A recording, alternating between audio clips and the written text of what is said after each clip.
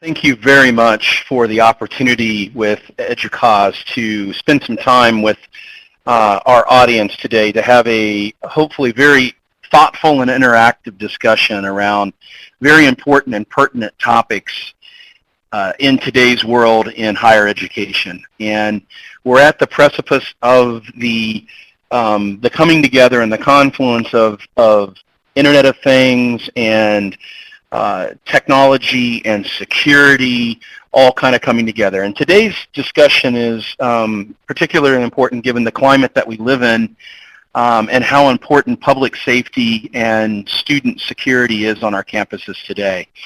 And we want to spend some time to really hear from our esteemed speakers, Will and Alan, with regard to what they're doing in the real world in higher education to really solve for some of these problems and bringing the value of the Internet of Things together. And so what I'd like to do is just spend a minute with everyone to kind of level set on the idea of how does this, that we hear a lot in our daily activity around this thing called IoT, or Internet of Things. And it's really about the Internet of everywhere. And what we want to do is understand how does that really correspond to security and safety and campus and our IT environments. And so we're going to start off with kind of a little bit of an understanding on that and go through kind of how does Internet of Things kind of play into it, this idea of sensors and data and connectivity and computation and storage and analytics. We're really going to tell it from the lens of security in the story because we believe it's the most important opportunity as a starting point to bring Internet of Things into your IT strategy on campus. So with that, what do we really think IoT can deliver from benefits right now from a standpoint of how does this really make a difference?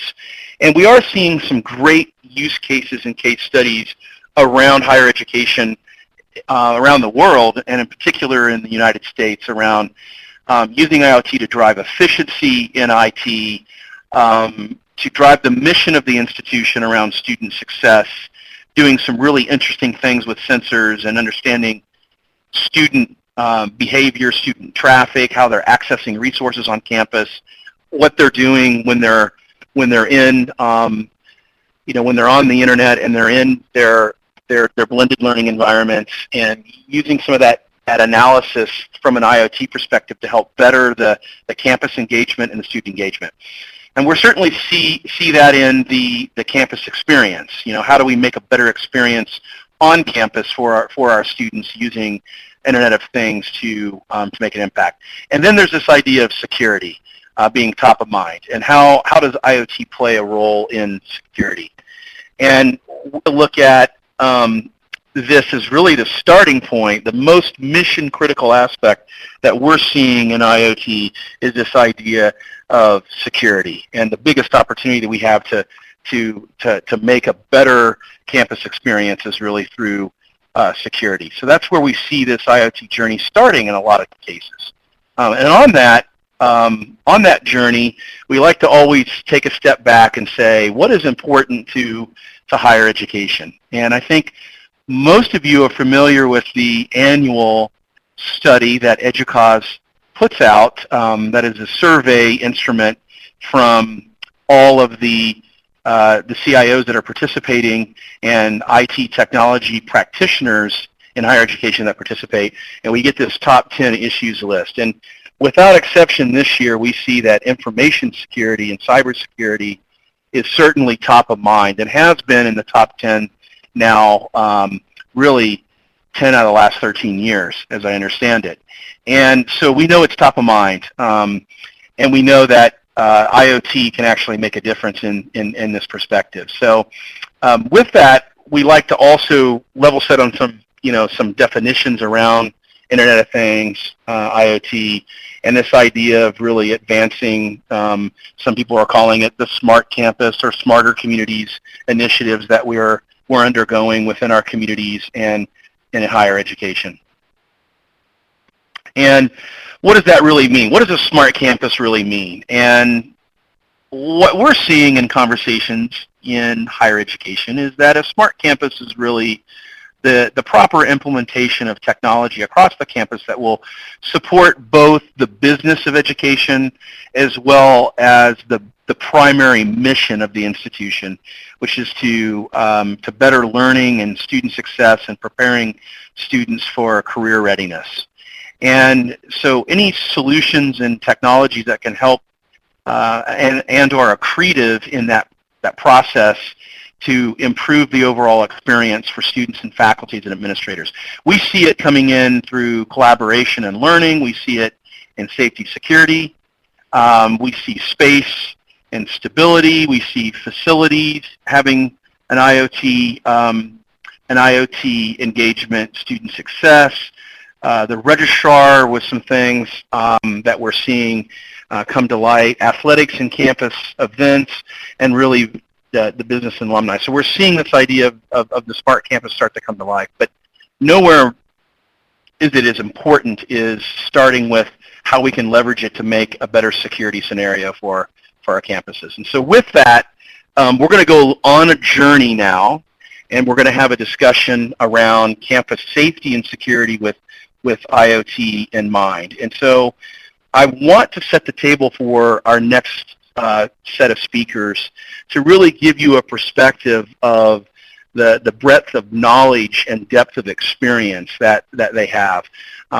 Both Alan and Will are going to talk now a little bit about their experience both on the campus of San Jose State University, as well as the experience with some of the technology that's being used there. And Alan in particular is on San Jose State University campus, and he's really been there for the last 5 years as the Operations Bureau captain, handling all of the patrol and emergency preparations and management and security. He has a vast experience across law enforcement, narcotics enforcement, SWAT team, fraud investigation, internal affairs, and a commanding officer for Patrol Watch and the Bureau of Field Operations. So as you could see, a breadth of experience really in dealing with campus security, which I think will be great to hear his perspective. And then Will Mannion has also over 25 years of experience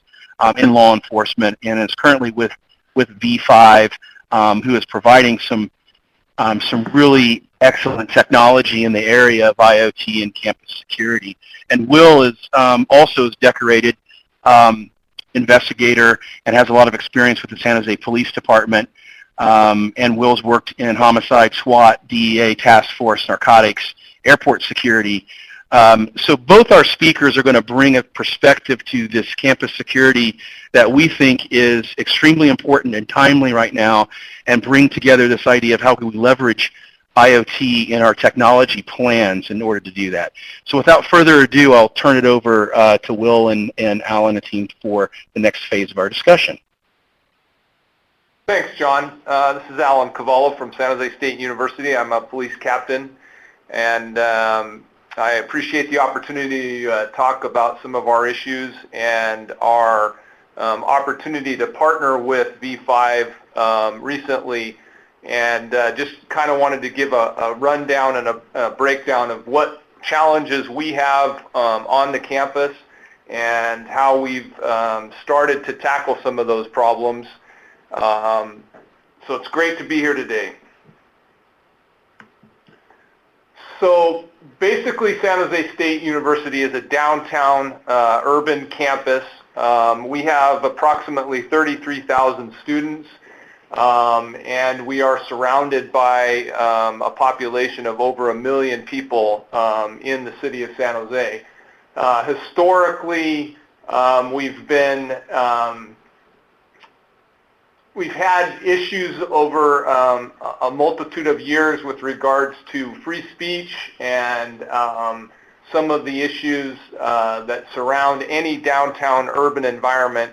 As you can expect, it's a unique campus situation. We have, traditionally a very safe campus. However, given the fact that we are downtown, We do have issues that come onto our campus, and we have to deal with those. The current environment with police work and some of the losses with the local jurisdiction have created an additional burden on us as a police department. We're very small. We're 29 sworn currently. We do operate 24 hours a day, 365 days a year, and we do have responsibility for both the main campus and the south campus. We have over 50 major buildings, and as I said, two distant campus setups where we deal with the main campus and the south campus. Our south campus is the athletics facility.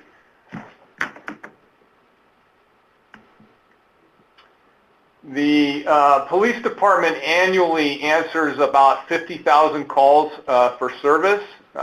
We arrest anywhere between 800 and 900 suspects. We write approximately 2,500 reports, and annually we work over 200 special events where they're attended by upwards of 500,000 people. We, as I said early on, we do have a certain criminal element that comes onto the campus and can create problems. Typically, our criminals are not our students, which is thankful, and our main objective is to provide a safe learning environment for our students and a safe working environment for our faculty and staff. That being said, because we are in a downtown urban environment, we do have a particular criminal element that has access to the campus.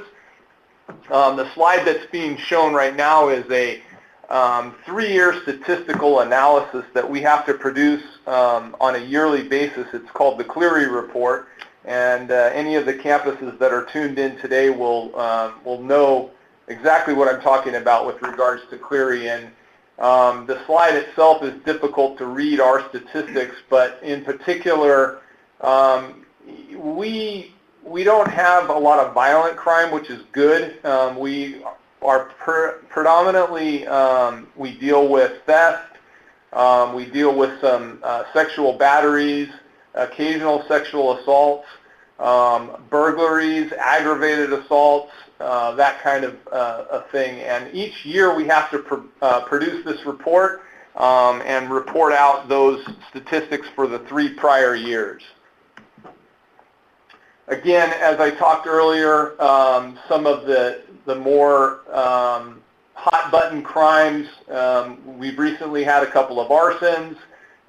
We've had a spike in fondling cases, and they're really called sexual batteries, and those have been an issue for us.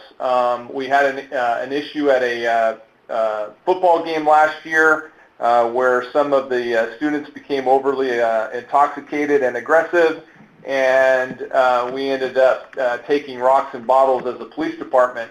All of those things together have kind of pushed us towards the needing a solution, a security solution, and a partnership with V5 that is helping us to resolve a lot of these issues.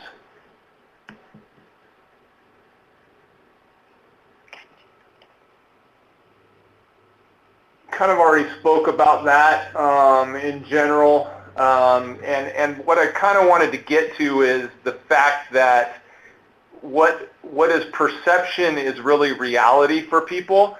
And so if they perceive that the campus is unsafe, then it's a reality to them. It may not necessarily be that way statistically when you look at our stats, but when people feel unsafe, then it's unsafe. And so it's our job to try to create an environment that is not unsafe. Hi guys, this is Will Mannion. Thanks a lot, Jim. I'll take it from here. First, about John's introduction to me and my bio. As you'll notice in my bio, there's absolutely nothing in there that suggests I'm a salesperson. So this is going to be salt of the earth. I'm more a subject matter expert on evidence collection and tactics, technical deployment. I'm very passionate about this product, as you'll see going through these next few slides. So I'm going to explain a day where I had a paradigm shift in law enforcement, and that happened in 2014, April of 2014, when, I don't know if you guys remember, but there was a kid who flew to Hawaii in the wheel well of a 767 Boeing jetliner. And by the fact that he lived over this 5-hour flight was amazing, but we got a rare opportunity to interview him, how he got into the airport and through our security. As a security sergeant at the time, this was giant national news and world news, and from that we gleaned that this kid had gone through a perimeter fence line on the northern section undetected. And he worked his way all the way down and climbed up under the wheel well of this plane and took this flight to Hawaii. And with that, the federal guidelines for our airport, we were well within the fencing standards, but we just didn't have the technology. So at that time, we got a lot of people coming at us with a lot of different technology. A friend of mine asked me to go see a company called V5 Systems in Fremont. That day, had a large impact on me because that was the first time that I could see that there was a different technology out there that could not only help airports and critical infrastructure, but schools, private enterprise, and basically it changed my paradigm shift, and I have a highly focused background on investigations. So with that, the screen here, as you're seeing on this screen, is the green areas are where most campuses have your security. Those areas are internal. They usually have good IP cameras internal with a little bit of external. So this slide in particular shows you a red area, which is the paradigm shift that our company now has the sensors to look at these areas. And so if you look at these areas, all the crimes and incidents occurring on your campus, thefts, arsons, assaults, sexual assaults, almost 100% of the people committing them walk through that red zone, or the crime occurs in that red zone. And so currently, we are the one solution that can go out into the red zone and be moved around where you need it. So our basic value proposition is this. You place the sensors where you want it and you need it. If you like it, you can leave it. If you want to move it to a new location, you can move it. So fixed power is not necessary, and hardware data cables are not necessary to get reception. So the next slide, this goes more into the details of what we have. It's a self-powered, truly portable for the outdoors. And basically, some of the features it has, you can see in HD video, 1080p. It can think, it has analytics. It has license plate reading. It has the ability to hear. Right now, we have gunshot detection, which we'll go into in a little bit later. But also in the future, it's going to have graffiti detection and also glass breaking. It has memory. This V5 Systems has a section of it dedicated to law enforcement, and we pressured the company early to have a backup storage of memory, of high-definition video on board the device in case anything fails. You'll have it there. You can get it up to a month of onboard storage there. The talk portion of this really just points you out to that it has Wi-Fi, 4G, and RF, and that also gives you the ability to move that around when you go through the wireless system. The smell portion of it, we're working with NASA. They've made nanosensor tubes specifically for our company that can detect ammonia, chlorine, and methane gas, which are super important. It may not be applicable to unless you have a large storage of chlorine around your pools. The walk portion, and basically that is how easily can you move it? It's very easy to move, so it has feet, it has legs, you can move it around. So this next slide, we're going to get down into a little bit of the details. It has basically 2 intelligent sensors on it right now. The analytics portion is critical to detect crime. So you'd have different areas of your campus. Say you have a facilities yard that keeps getting items stolen out of it, or you have an area where somebody's doing graffiti. You would place these cameras, and you can't have your security or police sit there and watch them all night because they have other patrol duties and they get called to other functions. So basically, we're enhancing the resources by putting our units out there that can detect people and cars in real time.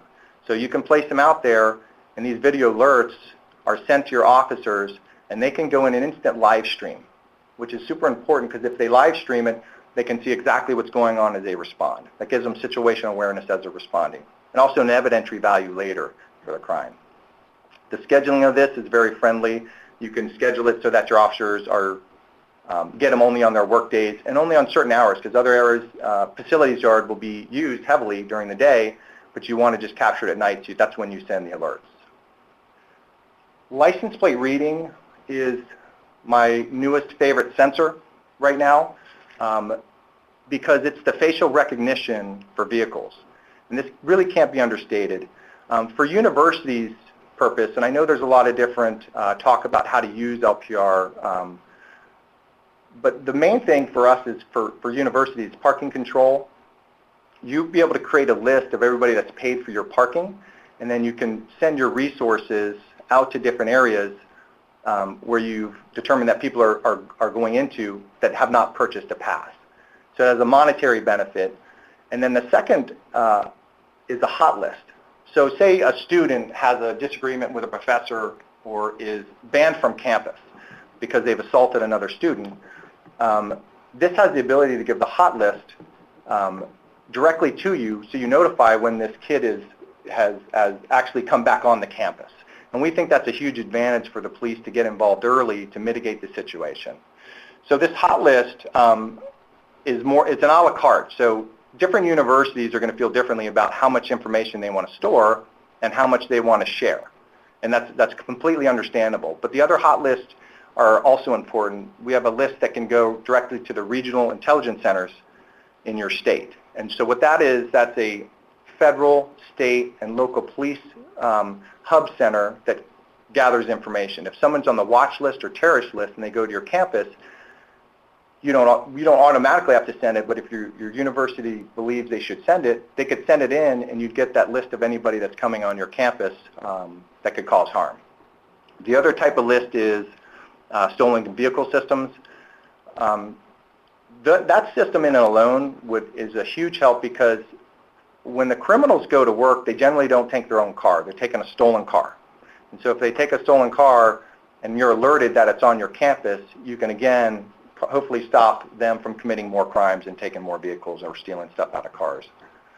Another list, for an example, would be a sexual offenders list. So if you had a problem with fondling or rapes around the area, if you had the ability to send it in and get information about if sexual offenders were coming onto your campus, you can have that too.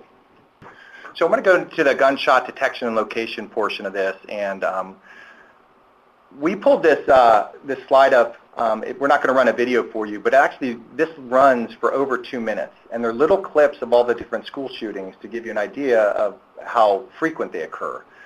From 2013 to now, there's been over 200 school shootings in America. Not all of those are active shooters. They could be people having a gunfight in the parking lot or just onto the campus and shooting at a person in particular, but not targeting the other kids. But it's just all too frequent, and this problem is not going to go away anytime soon because we have a trend now. And basically, active shooters, schools will remain the targets because many people are in one place. So that means it's a target-rich environment, and it's difficult to keep campuses closed. You can't run them like prisons. It's got to be an open environment. So it's going to be very difficult to keep these people off your campuses. And the shock value of children being harmed really is the ultimate evil. And they know that, and they want that shock value. So there's no strangers, anybody on this webinar, to what we need to do to correct this situation. And you guys have already done most of these things. You've trained the staff. You've trained your students. You've coordinated with local law enforcement agencies. Your police department is trained. You have automated systems, notification, Clary, and your parents, you've assured your parents that you're doing something. I'm sure you get the calls when these things happen. The one thing that most schools, as you can see by that poll up there, are lacking is we have not addressed a technology solution to it. And now that we have And this next slide will demonstrate to you basically what we've done and why.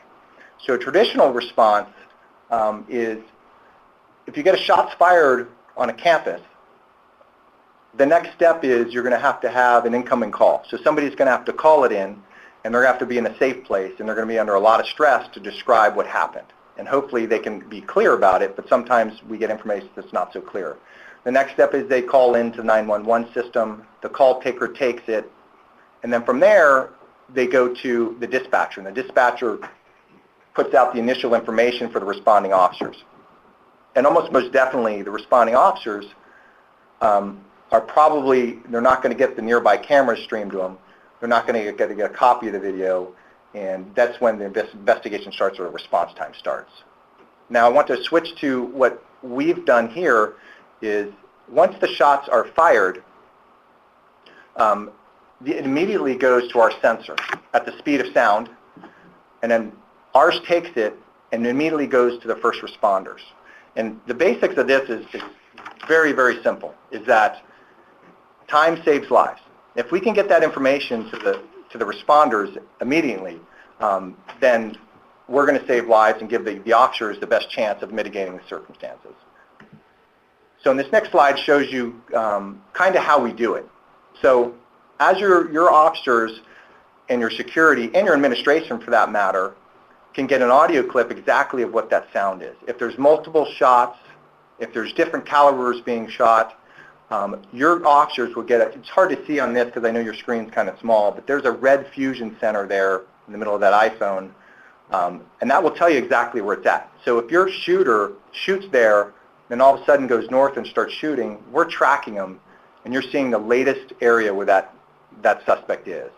And that Google View goes directly can go directly to your car computer, it can go to your phones or any laptop. So now you have that, you're responding with a map, you're responding with an audio clip, and now you have the ability to go live into the areas of the outdoor areas and see what the situation is by live streaming. So your information that your officers get is those three things they've never had before. And the latency of that, to give you in comparison, the latency for us is on 4G, not Wi-Fi, which is a lot better, or RF, which is instantaneous, is between 5 and 20 seconds, your officers are responding with all that information. And we believe that'll save a lot of lives. The other way we do it, the traditional way, non-technology, is 2 to 10 minutes. And that information sometimes is not even that reliable. So we've reached the end here, and I know we've kind of buzzed through this, but I hope you guys can write any questions in on the side, and I think John's going to take some of those questions, and we'll just have a casual town hall meeting about them. And that's right. We are going to do some of that. Will, I've got a question for you just on the technology itself and how we see the technology being implemented on campuses. We've certainly seen, some of the things that Alan talked about at San Jose State. What are you seeing in terms of different types of demands for different types of sensors to come into play, in addition to the sensors that you've already got deployed? It's just going to grow as your mind gets creative. And that right now we have the see, with the hear. I think the next generation is also going to be speak. The ability to actually talk back to the people that are on the scenes with our units. The chemical detection has been an ongoing project. We're working with NASA, and it'll be tremendous in that if you have a chemical attack or there's a chlorine leak in your environment, you'll know that too. Hopefully I got most of your question answered. Is any other things you're thinking about? Yeah, I just wanted to share with the audience kind of where you think this is going in terms of the different, the power of the Internet of Things and the ability to customize your safety configurations to be able to meet unique demands that campuses may have. The diversity of campuses, both geographically, physically, how they're structured, whether it's an urban campus that has high density, or it's a larger land-grant institution that has a lot of north, south, east campuses and kind of spread apart.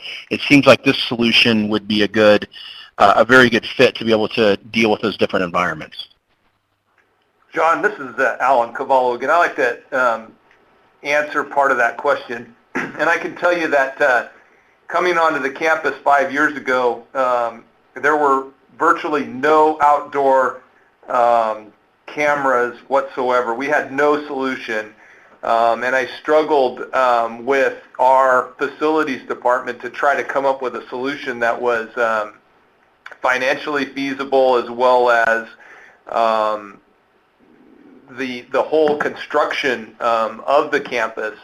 And the solution with V5, because of the portability, because of the ease of installation, and the fact that they can basically move stuff around in a really rapid way, it has enabled us to cover a lot of area, and the ingress and egress, and the solution has been just phenomenal for us. Just in the 6 or 8 months that we've had it deployed, we've had several cases where we've been able to pinpoint and identify suspects already, and I see, as the technology improves and as they continue to improve that with us as their partner, it's just going to get better. Yeah, that's well said, Alan. You bring up a really good point. I think it's a good point to discuss with the audience, just about how portable the technology is, and really how it fits in that scenario. And Will, maybe this is more of a question for you, or an ask. Maybe you could share out a little bit about some of the flexibility in the deployments, especially if we have universities that don't have infrastructure to be able to bring power to the devices, or it would be very costly to do that. What sort of options do you have for them with that?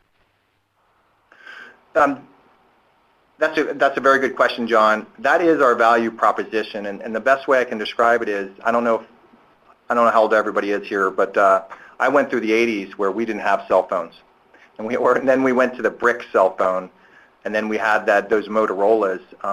So basically what it is you've now had security that's untethered now, and you're able to move it exactly where you need it. And our unique power system allows us to run on solar, fixed power, a mixed power, whatever the situation calls for, you can move it. And I like the reason I had the paradigm shift the day that I went and saw this demo is just exactly like you said. You have the ability to move it around. So you get maybe the 10, 15 of these. San Jose State went with a lot more. They have a lot of different areas to cover. And you simply, as a team by meaning the administration, the PD, and maybe the students, you get together and you decide what's very important. Of course, the PD knows mostly. But you get the input, and what is the small city's priorities? And then you move them to that priority, and then you solve that problem. Then you decide where to move them the next. Now, there'll be certain areas on your campus you are just not going to want to move them. I know, talking to Alan here, there's certain areas we get the ingress egress, because we're in a downtown university.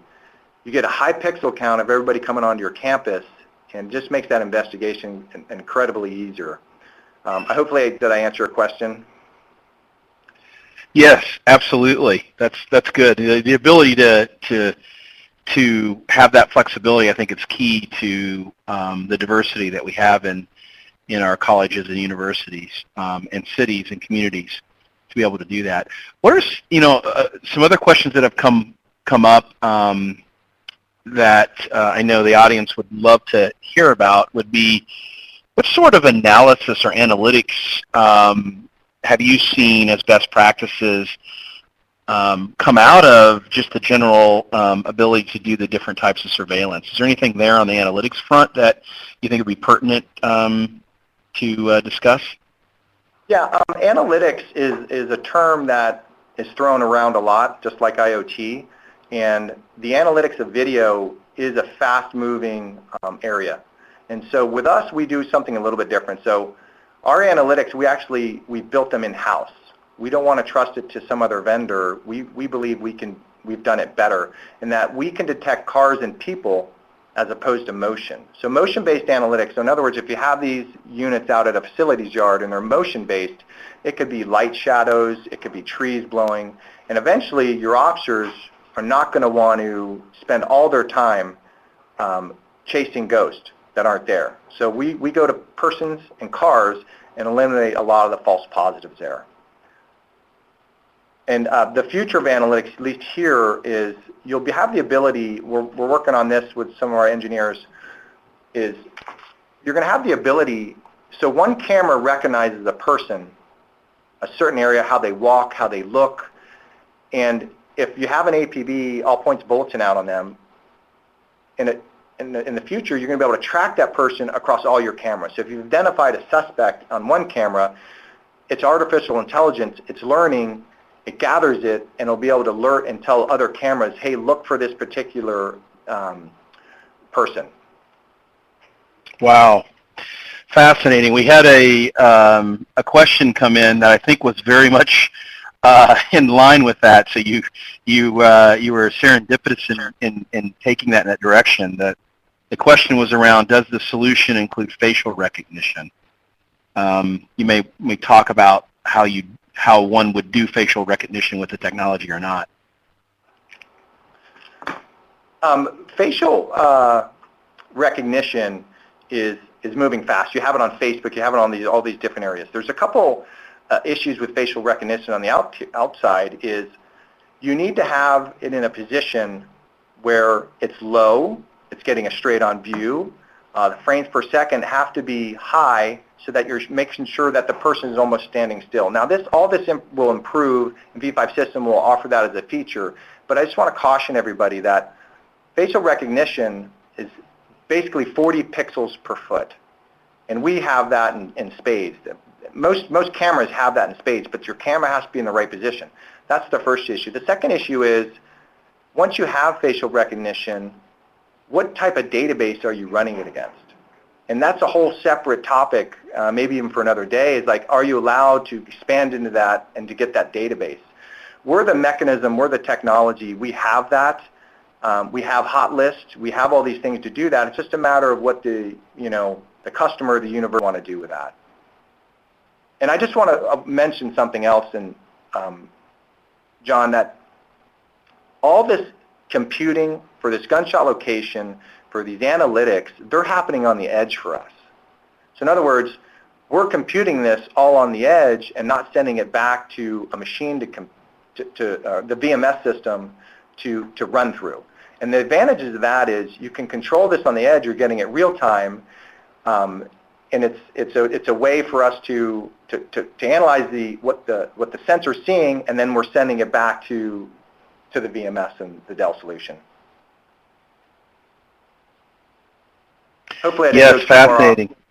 No, that's fascinating, and that's actually, one of the reasons why you see Dell EMC so keenly interested is the fact that we've worked closely with you in the solution to put in the gateway appliance so that you can do the edge analytics around that. And, that's, I think, clear to everybody really dealing and tackling with this problem is really the speed of being able to move that IoT brings in order to save lives. So I think that's a very good point to bring up. Hey, John, can I jump back in just for a second? You may, absolutely. One thing I left out on our gunshot detection location is, which is super important, is our gunshot location and detection, we didn't invent that. We do have patents on it, on the way we do it. And we do it different in that everybody that you could talk to about gunshot location is about 70% accurate out of the box. That's all the major people that do gunshot detection location. We are 70% accurate out of the box, but we have a differentiator that, A, we're not wired, and our patent now is artificial intelligence. So each of our sensors are out there on the edge our gunshot sensors, and they learn the environment. Are there cars? Are there people? Is it heavy wind? All those factor in on learning. So our artificial intelligence, we teach it almost like a baby, like that's growing. Hey, this is a right call. This is the wrong call. And after a few weeks to a month, we're in the 90 percentile. So in other words, when you're getting that information to you as a police officer, and it's not going through all these other different agencies or private entities and then coming back to you to the officers, we go directly, and it'll tell you the percentage. It's at 95%, 90%, 100% that it's a gunshot. It goes directly to your officers. And that's all, again, that's all going to be done on the edge. Wow, excellent. Keep the questions coming in, audience. We'd love to ask a few more questions. In the meantime, perhaps we can bring some of the poll information back up so we can review that real quickly with the audience. I know we flashed it a little bit earlier. The first poll had 3 questions on it, and it might be nice to kind of just look at that and see how you all answered. So again, the first question was real simple around what percentage of your outdoor campus areas are covered by video surveillance. And it looks like about 64% have little to a quarter of potential capacity covered with just some sort of video surveillance. And then it falls down to much less in the 26 to 49%, with about a 17%, and then a very few have over 50% of your outdoor campuses covered by video surveillance. Interesting. So there's definitely some gaps we're seeing just in the responses that we have here. And then the second poll question to discuss real quick was the main barrier in implementing outdoor surveillance. Cost. Obviously, we see that a lot, and we should maybe talk a little bit about that here while we've got some questions coming in. And then quickly, the last poll question was, how valuable would it be to have instant notification? Obviously, we received 84% response back, highly valuable, and that, again, we talked about that speed of notification being what IoT can bring to the table in this type of solution. So that's good. Good to know. We've got a couple more questions come in as we look to wrap up here. The first question that came in is, I think, directed probably at Will for V5. Is there a starter package for this type of solution? Do you have a starting point? Maybe even take it back to say, what's the first step in an engagement of this magnitude kind of look like? And then is there a starter system that you can get going? There is. The best way to do that is to find out the individual, what their needs are at that university. We have a phone call. We can pull up Google Maps. We can just take a look at it and suggest a package anywhere from 1 unit to 5 units. And so with that, there's plenty of different ways to finance or get a right deal. We're a fast-growing company, and we're in high demand, and but we're also super hungry. We want to make a difference in all these different universities. I know that sounds a little bit, may even sound cheesy, but this company was built by someone who already had money, and he wasn't looking for more, and he drives a Volvo. And his idea was to give this technology back to the people and make a difference in people's lives. And that's truly what our company is about. So the best way to do it is just contact us. We'll take a look at individually at your campus, talk about the problems, and then we can provide a 1 to a 4 or 5 unit solution. That's probably the best way. Yeah, thank you for that. And I'll remind everybody on the call, you can definitely start with your Dell EMC account executive, as we have the ability to bring the V5 solution to the table for you for some analysis. We do have another question that had come in. And again, I think this is probably geared geared at you, Will, again, as a technical question. Is the system integrated with any existing card access systems? Have you done any of that type of integration? We have the ability to do that. It's just a matter of time and effort. So we are about 65 employees now. I want to say there's probably 10 people in sales, but the mass majority are engineers. And so we have the ability to do it. It just has to be the right opportunity, because when we integrate this, it could take us 2 weeks, it could take us 2 days, it could take us a month to do. So it's definitely a possibility if the opportunity is right. Great. And then another question coming from the audience is a specific question. Perhaps you'll know this solution or not, and if we can't answer it, we'll certainly look to get back to this person with an answer. Does this systems with the V5 solution work with Milestone VMS? It definitely can. We are on-fifth compliant to Milestone, and it's just a matter of, again, just the engineers. If it's taken 2 days or 3 days, we can do it. Great. There is one other question. I kind of answered it before. Does this solution include facial recognition? The answer is we provide definitely enough pixel counts to provide facial recognition. It's just a matter of where are we putting these in the outdoors. If we have to align them in the right spot, they have to be lowered, they have to be straight on, because the people that are walking around between 5 feet and 6 feet high, that has to be a front-on look at them. So hopefully I answered that a little more clear. Yes, that's excellent.